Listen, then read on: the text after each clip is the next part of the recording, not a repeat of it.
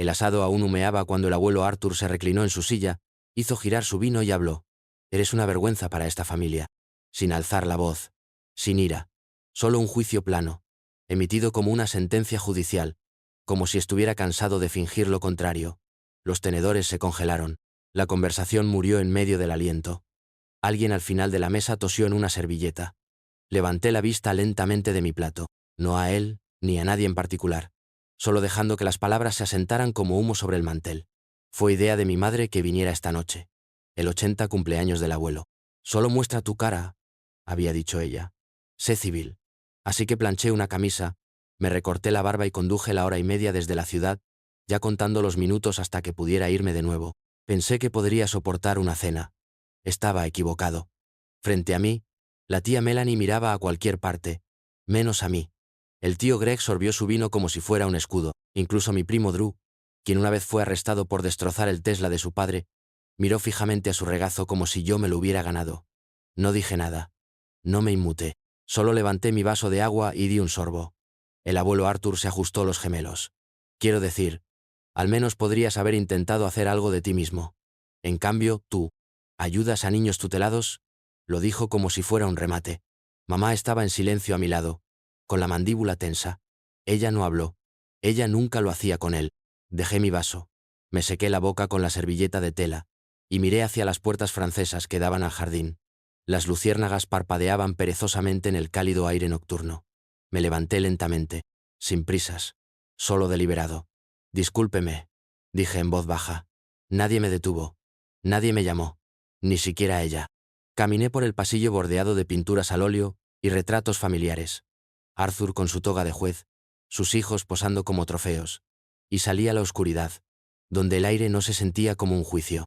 No estaba enojado. Todavía no. Pero algo había cambiado. Algo frío y definitivo. Quería avergonzarme frente a todos. Hacer una escena. Humillarme. Pero no iba a pelear con él en su mesa. Iba a hacer que se arrepintiera de haberme dado una razón para hacerlo. Solía pensar que simplemente no encajaba, como si hubiera nacido en el extremo equivocado del árbol genealógico.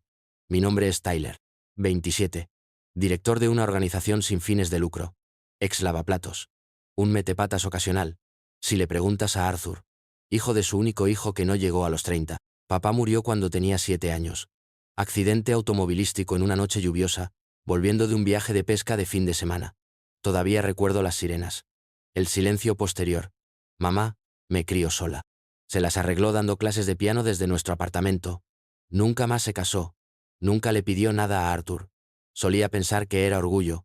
Ahora me pregunto si era supervivencia. Arthur era diferente entonces. Menos frágil, más calculador. Él ofreció ayuda una vez. Dijo que podía venir a vivir con él. Ir a una mejor escuela. Obtener una verdadera educación. Mamá se negó. Él nunca la perdonó por eso.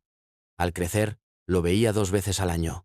Navidad y para su cumpleaños. Me presentaba con ropa limpia y buenos modales, mientras mis primos presumían de pasantías en bancos que no sabían deletrear. Arthur me apartaba, me agarraba del hombro con demasiada fuerza, y me preguntaba si ya había pensado en ponerme serio, como si la ambición fuera un abrigo que había olvidado ponerme. Cuando me gradué de la escuela secundaria, se ofreció a pagar la facultad de Derecho. No la universidad, la facultad de Derecho. Dijo que era la tradición familiar. Lo rechacé y me inscribí en un colegio comunitario en su lugar. Me especialicé en sociología. Tomé trabajos ocasionales para pagar el alquiler. Dejó de llamar después de eso. Fundé mi organización sin fines de lucro cuando tenía 24 años. Second Chance Pathways. Ayudamos a los niños que están saliendo del sistema de cuidado de crianza temporal a encontrar vivienda estable, capacitación laboral y apoyo emocional. Comenzó solo conmigo y una hoja de cálculo. Ahora tenemos 9 empleados. 3 camionetas y una oficina alquilada con luces parpadeantes y demasiado corazón. Hemos ayudado a casi 200 niños desde que empezamos. Arthur lo llama trabajo de caridad. El resto de la familia lo llama noble, en el mismo tono que usarían para alguien que rescata gatos. Son abogados, cirujanos, socios inversores, tipos de legado. El tipo que hereda casas de playa y puestos en juntas de museos. Soy el valor atípico. El experimento que fracasó. Pero lo que no ven, lo que nunca han entendido, es que yo no quería su vida. Solo quería que la mía importara. Y ahora, después de esta noche, me iba a asegurar de que la de Arthur también importara. solo que no de la forma en que él esperaba. Todavía recuerdo el momento exacto en que le dije a Arthur que no iba a ir a la facultad de Derecho. Él no gritó. Ese no era su estilo. Simplemente se quedó callado, el tipo de silencio que drena todo el oxígeno de una habitación. Luego asintió una vez, frío y lento, y dijo: «Eso es desafortunado. Me habían aceptado en Columbia». Él movió hilos. Pidió favores. Incluso consiguió una pasantía de verano con un juez federal que le debía algo de la época de Reagan. Todo lo que tenía que hacer era decir que sí, sonreír para la foto, marchar a lo largo del camino pavimentado que él preparó para mí.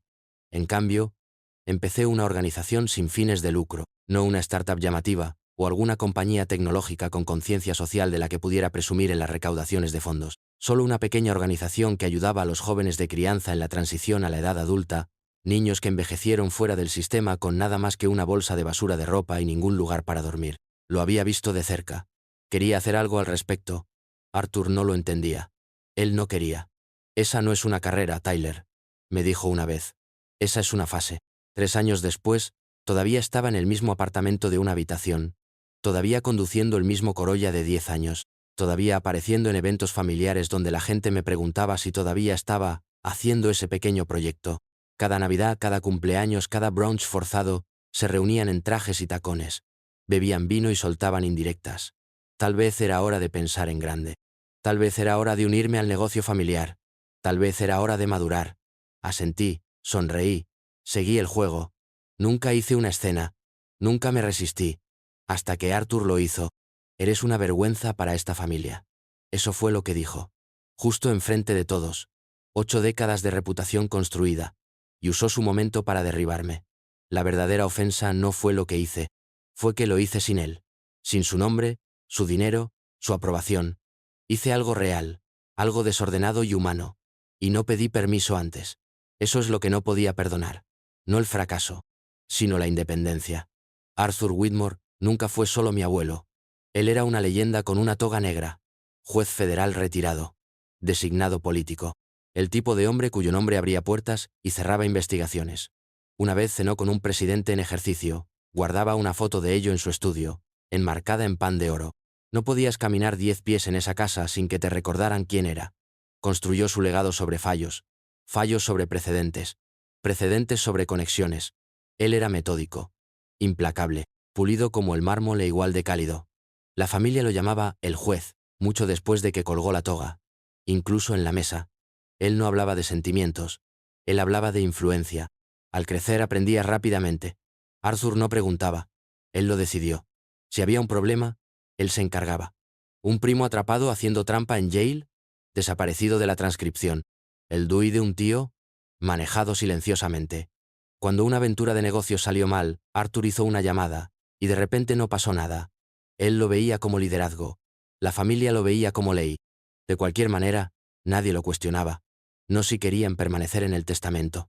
Esta cena, su 80 cumpleaños, se suponía que era sobre celebración, legado, respeto. Había contratado a un cuarteto de cuerdas. Importó el vino. Incluso voló al nieto mayor desde Berlín. No era una cena normal. Era una coronación.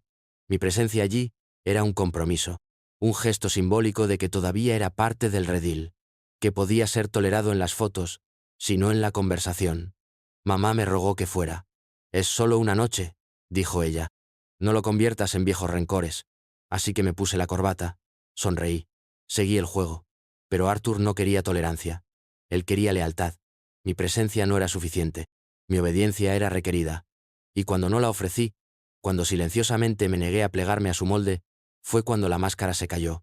Fue cuando el león mostró los dientes. No en privado, no en alguna reprimenda a puerta cerrada, pero a la cabeza de su propia mesa, frente a su corte leal, me llamó la atención. Lo suficientemente alto para que los candelabros lo oyeran. Tal vez pensó que me encogería, me disculparía, ofrecería contrición para comprar mi camino de regreso al redil. Olvidó que ya no le tenía miedo. Y los leones no rugen porque sean fuertes, rugen cuando sienten que el suelo se mueve bajo ellos. No dije ni una palabra. No cuando Arthur se reclinó como un hombre que había dejado claro su punto. No cuando la tía Melanie murmuró algo sobre «qué lástima».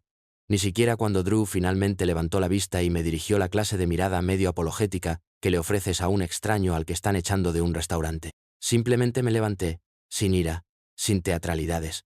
Simplemente doblé mi servilleta, la coloqué al lado del plato y dije en voz baja: «Discúlpeme». Eso fue todo. Una onda, no una ola grande. Mamá comenzó a hablar, pero le lancé una mirada. Ella se detuvo. Arthur no. Él sonrió, delgado, engreído, satisfecho. En su mente, había ganado. Yo no había discutido. Yo no me había defendido.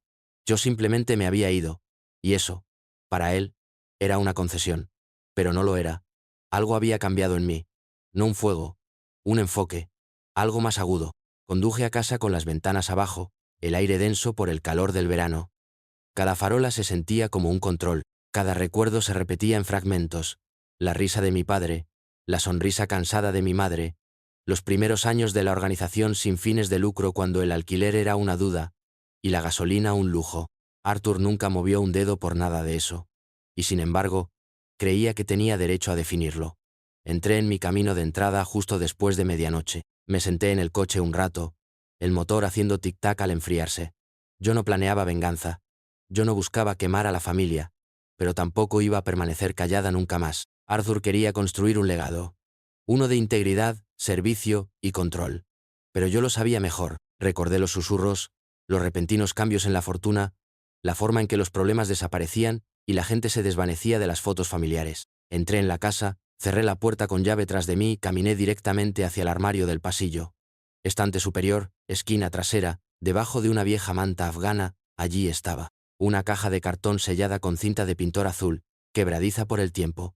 La llevé a la mesa de la cocina y la miré fijamente un buen rato. Arthur construyó su legado con palabras. Yo estaba a punto de destrozarlo de igual manera. La cinta se agrietó como un hueso viejo al despegarla. La caja había estado allí desde que tenía 18 años. Guardada, ignorada y olvidada. Mamá lo había llamado recuerdos. Pero incluso entonces supe que era algo más pesado. Dentro, cartas. Docenas de ellas. Amarillentas por la edad, con bordes rizados. Algunas escritas a máquina en papel de carta grueso. Otras garabateadas con la inconfundible mano de Arthur. Apretada, inclinada, clínica. Había notas de congresistas, tarjetas de felicitación de jueces, memorandos manuscritos en servilletas, recortes de publicaciones políticas poco conocidas. El legado de un hombre contado no en trofeos, sino en papel. Después de que mi padre muriera, mamá lo había guardado todo. Dijo que quería que yo decidiera, algún día, qué importaba y qué no.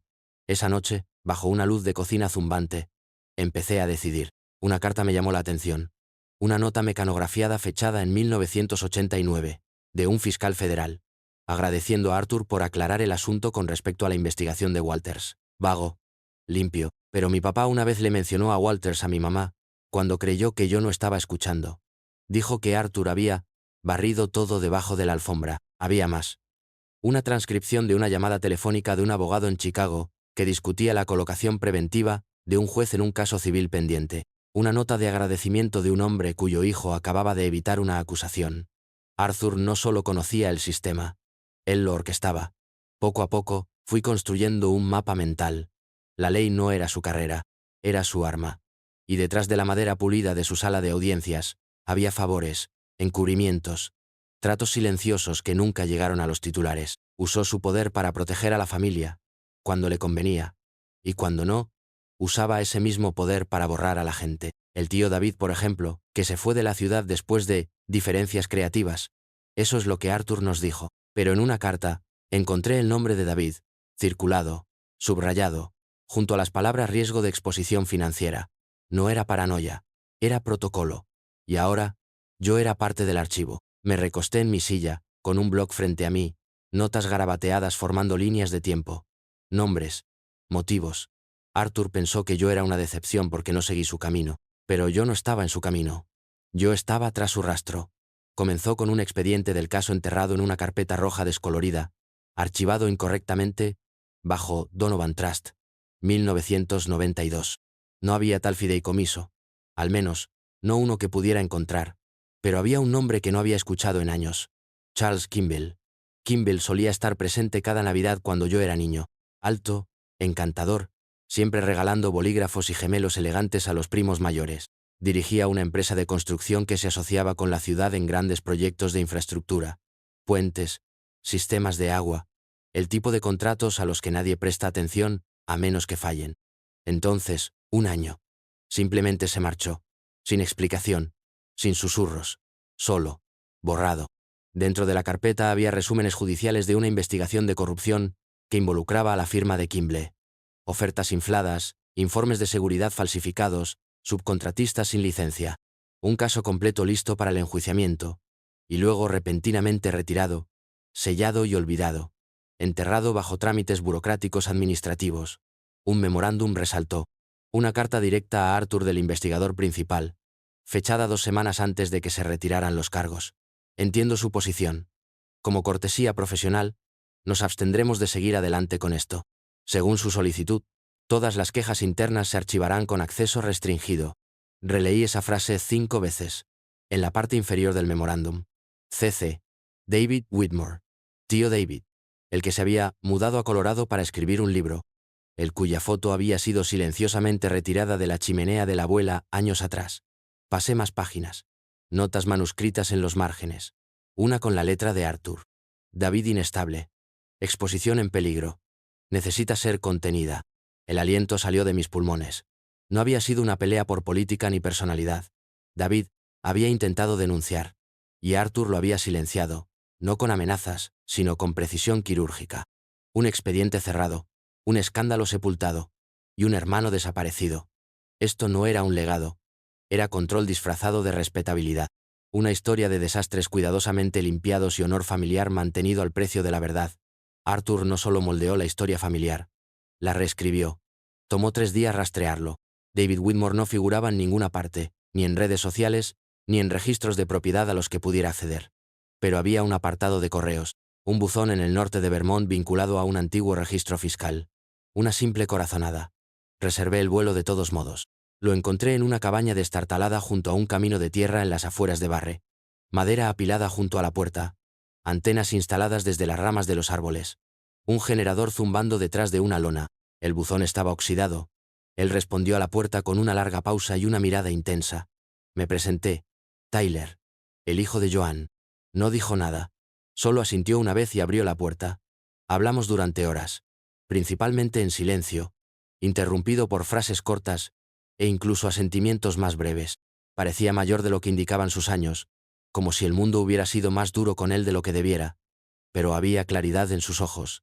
Ninguna confusión sobre por qué había venido. Encontré las cartas, dije. Supuse que lo harías. Respondió. Le conté todo. El insulto de Arthur en la cena, el archivo sobre Kimble, la queja enterrada, el pasado borrado. Escuchó en silencio, bebiendo café negro de una taza de hojalata. Intenté detenerlo, dijo finalmente. En aquel entonces, pensaba que lo correcto era lo correcto. Resulta que la verdad solo es útil si no le cuesta el poder a nadie. ¿Por qué no lo hiciste público? Me miró como si le hubiera preguntado por qué no le salían alas para volar. ¿Crees que el sistema se come a los suyos? Protege a sus arquitectos. Yo no era ningún mártir. Yo solo. Me marché. Luego se levantó, caminó hacia un archivador polvoriento y sacó un sobre de Manila. Dentro, transcripciones judiciales, cintas de audio, memorandos internos que nunca fueron archivados oficialmente. Una hoja llevaba la firma de Arthur, ordenando el desvío de pruebas a través de un intermediario privado. Estas son copias, dijo. Los originales están guardados en una caja de seguridad en Montreal, por si las moscas. Tomé el sobre con ambas manos. Pesado, no en peso, sino en implicaciones. David me miró fijamente a los ojos. ¿De verdad quieres hacer esto? Asentí. No estoy tratando de destruirlo. Solo. Mostrarles quién realmente es. No sonrió, pero había algo parecido al orgullo tras su ceño fruncido. Entonces hazlo bien. No grites. Él bebió un sorbo de café. Hazlo innegable. Me fui a casa y despejé la mesa en la cocina. Extendí cada documento. Cartas, notas judiciales, transcripciones de audio, impresiones de correo electrónico, fotos. Creé una hoja de cálculo con pestañas codificadas por colores, fechas, nombres, números de caso, conexiones. Construí líneas de tiempo que se extendían por décadas. Surgieron patrones. Arthur no solo hacía desaparecer los problemas, creó estructuras para asegurar que nunca reaparecieran. No estaba construyendo un caso para una sala de tribunal, estaba construyendo una historia, una de la que nadie en mi familia pudiera apartar la mirada. No chantaje, no venganza, solo la verdad. y el escenario perfecto ya estaba preparado. La gala de la Fundación Familiar Whitmore era en 2 semanas. Anual de etiqueta, asistencia de los medios, listas de donantes, discursos de legado. La Junta siempre pedía a una estrella en ascenso de la próxima generación que diera un discurso. 3 días después de regresar de Vermont, Melanie llamó.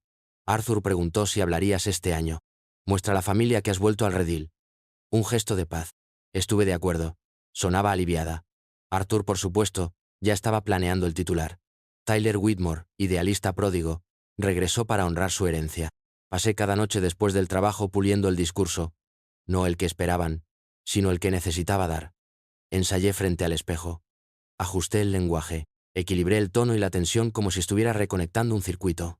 La carga justa para encender una chispa, no para explotar. Esto no se trataba de gritar fuego. Se trataba de encender una mecha lenta. No lo verían venir, porque nunca fui la amenaza, solo la decepción. El salón de baile olía a champán y ambición. Candelabros de cristal, lino blanco, cada asiento lleno, caras que no había visto en años, primos, jueces, amigos de la familia, incluso un senador estatal. Arthur se sentó en la mesa principal, con la columna vertebral tan recta como el mármol. Cuando me acerqué al atril, él me dio un pequeño asentimiento aprobatorio. El león en invierno, creyendo que el reino aún se inclinaba. Comencé como ellos esperaban que lo hiciera. Gracias por invitarme. Me siento honrado de hablar esta noche, no solo como miembro de esta familia, sino como alguien que cree en la idea del legado. Aplausos educados. Esperé. Solía pensar que el legado significaba logros, currículums, retratos en bibliotecas jurídicas. Pero últimamente, he empezado a preguntarme si el legado es lo que dejamos atrás o lo que encubrimos. La atmósfera cambió en la habitación, ligeramente. Saqué una página doblada de mi chaqueta. En 1992, un caso de corrupción que involucraba a un socio comercial de Whitmore fue retirado silenciosamente. En aquel momento, nadie preguntó por qué. Esta noche, me gustaría leer parte de una carta enviada al juez Arthur Whitmore por el investigador principal. Lo leí palabra por palabra. Plano. Controlado. Entiendo su posición. Como cortesía profesional, nos abstendremos de seguir adelante con esto. Silencio. Sin toses. Sin cubiertos. Solo quietud. He pasado años escuchando que era una vergüenza para esta familia, dije, porque elegí un camino diferente. Porque no quería poder, sino propósito. Pero he llegado a aprender que el poder sin honestidad no es un legado. Es teatro. Arthur se levantó. Eso es suficiente. Me volví hacia él. Hay más. Y lo había. Mucho más. Pero esta noche era solo el comienzo. Arthur dio un paso adelante, elevando la voz por primera vez en años. Eso es suficiente, dijo de nuevo. Más fuerte ahora. El juez volviendo sigilosamente a su postura, al temblor bajo sus palabras. Te he dejado decir lo que tenías que decir, añadió, como si esto fuera una sala de tribunal, y yo fuera un testigo que empujaba los límites del interrogatorio. Pero ya has dicho bastante. Encontré sus ojos a través del espacio entre el atril y la mesa principal. No había miedo en mí, solo concentración. Esto no se trata de opiniones, dije, levantando los papeles, firme en mi mano. Se trata de registros, memorandos, testimonios, documentos con su nombre y su letra. No entiendes de qué estás hablando, espetó. Has malinterpretado todo. Has sacado las cosas de contexto. Entonces, ¿por qué eres el único de pie? Pregunté en voz baja. Eso lo silenció.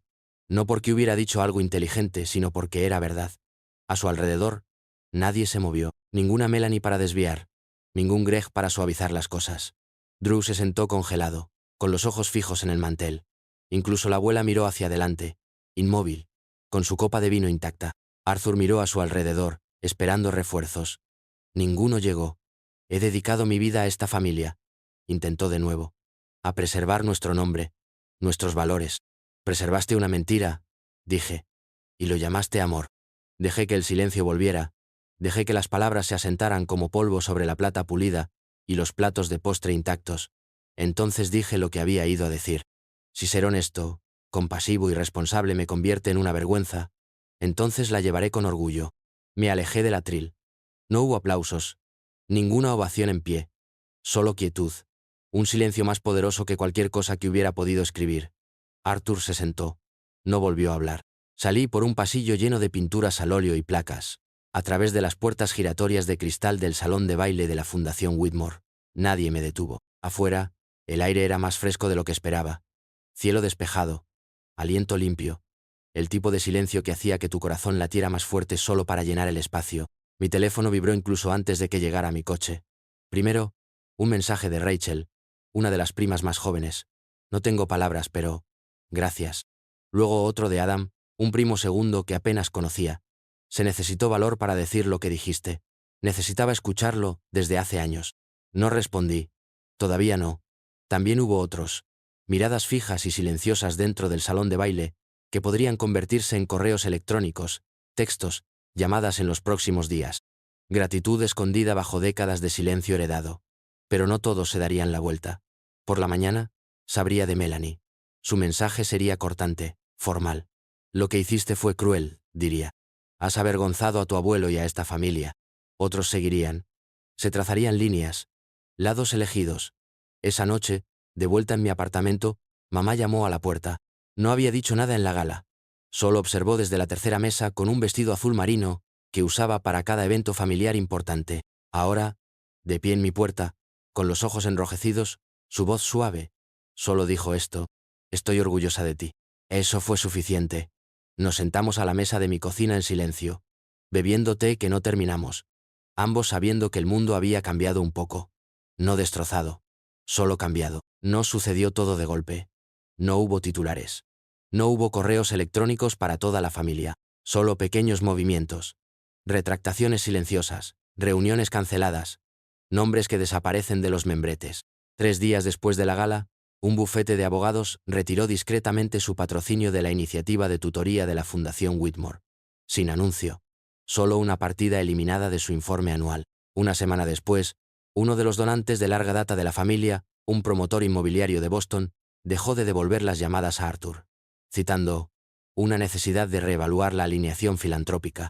El cambio real se produjo cuando la universidad rescindió su invitación para que Arthur hablara en su cumbre de liderazgo de antiguos alumnos. Demasiado ruido, dijeron ellos. Demasiado riesgo. Dentro de la familia, las viejas lealtades se fracturaron a lo largo según las edades. La generación anterior cerró filas y mantuvo su posición, pero los más jóvenes, los que habían asentido en silencio por años, empezaron a hablar. Primos que apenas conocía se acercaron a mí. Las historias llegaron con ellos. Conversaciones oídas. Incidentes pasados que nunca encajaron bien del todo. Documentos que habían guardado en silencio. Nadie lo dijo directamente, pero la fundación empezó a tambalearse. Siempre se había construido sobre la reputación de Arthur.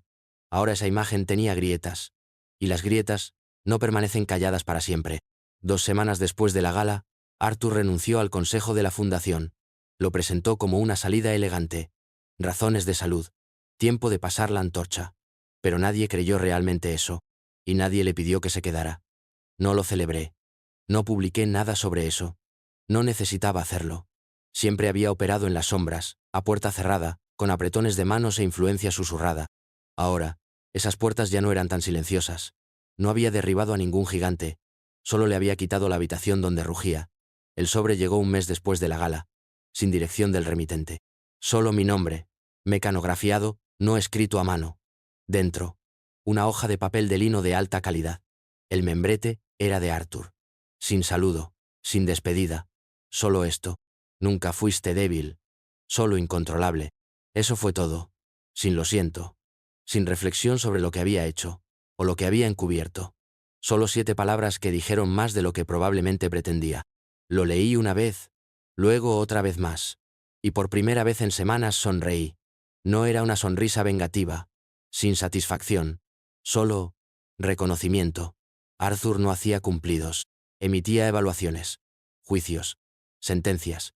Esto no era una disculpa, pero fue un reconocimiento. Había pasado toda una vida tratando de moldear hijos, nietos, legados en cosas controlables, predecibles, confiables y obedientes. Yo no encajaba, nunca lo había hecho, y ahora él sabía que nunca lo haría. Doblé la carta y la metí de nuevo en el sobre. No la destrocé, no la enmarqué, simplemente la guardé en el fondo de un cajón con el resto de la historia. Dejé que se quedara allí, silenciosa, innegable. La donación llegó un martes, sin mensaje, sin remitente listado. Solo una transferencia electrónica de 6 cifras de una sociedad de cartera con un nombre genérico y un número de ruta de Nueva York. Mi equipo miró la pantalla en silencio, atónito. Habíamos estado operando mes a mes durante años, haciendo malabarismos con la nómina, los informes de subvenciones, las tarjetas de gasolina para las camionetas. Este único depósito podría financiar nuestra expansión durante 2 años enteros, sin restricciones ni ataduras. No tenía que preguntar de dónde venía. Ya lo sabía. 2 semanas antes, tras las consecuencias, una de las primas que siempre había mantenido su distancia, Sara, la hija de Greg, abogada corporativa convertida en lobista, había enviado un breve mensaje. Tenía razón al hablar. Ojalá hubiera tenido el valor. No había respondido. Ella había sonreído en cada cena familiar donde Arthur hacía sus juicios. Se había reído cortésmente. Había apartado la mirada. Pero tal vez algo había cambiado. Tal vez el silencio ya no le sentaba bien. O tal vez solo quería invertir en algo que se sintiera real. No me puse en contacto. No di las gracias. Esto no se trataba de cerrar un círculo. Se trataba de abrir uno nuevo. Usamos los fondos para abrir una segunda oficina. Contratamos a 2 trabajadores sociales más. Lanzamos un programa piloto de vivienda de transición para niños que están saliendo de hogares grupales. Uno de ellos, Marcus, de 19 años, me dijo la semana pasada que nunca antes había tenido su propia llave. La guardaba en un cordón alrededor del cuello. Arthur lo habría llamado una historia triste.